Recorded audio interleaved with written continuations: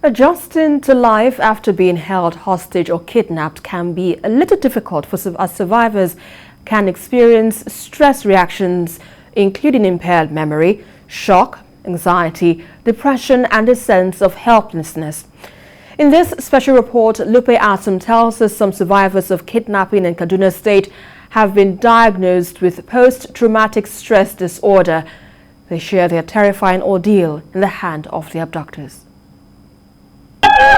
Survivors of kidnappings can never forget the terrifying moments they suffered in captivity.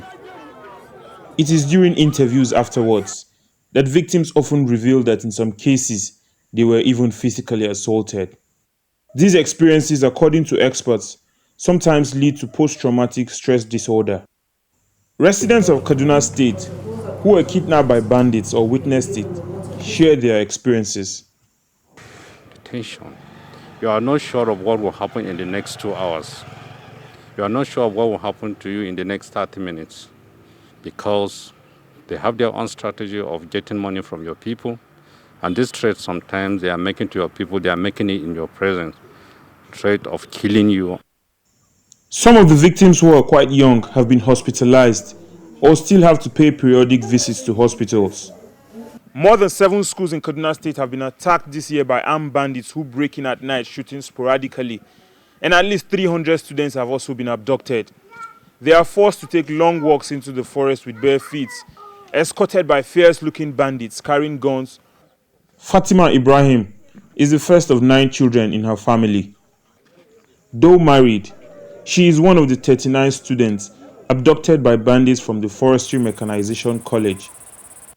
Not only did she have a miscarriage, her dad passed on after footage of the students' torture was sent to their parents. 5 months after regaining freedom, she is still going through a difficult time adjusting.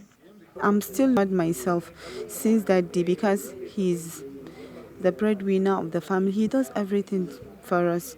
But now that he's not there, the responsibility is on me now because I'm the eldest and I can't cope.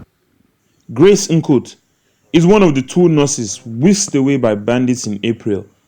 But long after regaining freedom, the impact on her mental health has remained. I had an experience once when I was in the market. I saw a particular food flax that reminded me of there because there was this flax we used to use. That was the only time I had this fear in me. Beyond direct victims, parents whose children still languish in the custody of the bandits also suffer their fair share of the trauma. I find it difficult to sleep. I find it difficult to eat. Anytime it's about to rain, you just see tears dropping from my eyes. Sometimes I'll start praying. Before you know, you just see tears dropping. Imagining what my daughter is passing through. Is she eating? How is she right now? Honestly, it's so traumatic, but one thing that keeps on consoling me is God still exists. I spoke to a mental health therapist who explains the effect of this trauma on victims. People who are forcefully taken away by people that they don't even know them. Their life is being threatened. They don't know whether they will see the next day. And therefore that alone will, it kind of bring trauma. And so if care is not taken, sometimes they feel as if they are abandoned by God, by the government, by the people around them. A civil society organization made up of clerics of both Christian and Islamic faith is reaching out to some victims to help them out of the situation. More than 80 of them have been identified and have been taken through a recovery process. Whenever a calamity befalls anyone, we have to commiserate with them without first considering the difference that exists between us. Because we are all members of one family. We are from Adam and Eve.